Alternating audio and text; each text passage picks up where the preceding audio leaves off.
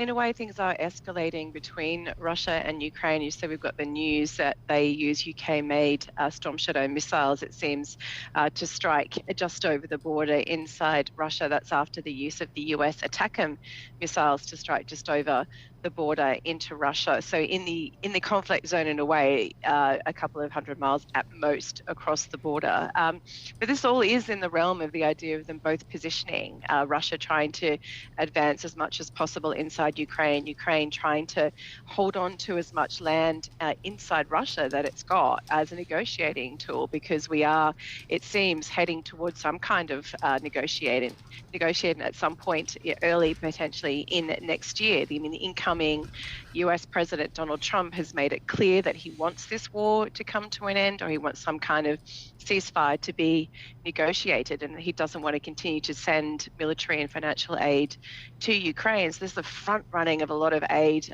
to Ukraine that we're seeing at the moment. And again, both Ukraine and Russia trying to position themselves the best they can for getting to the table. Ros, we had a guest on earlier this morning who characterized the war in Ukraine as one in which Ukraine is losing slowly every single day. Is that a view held by folks, in the business of really thinking about these things?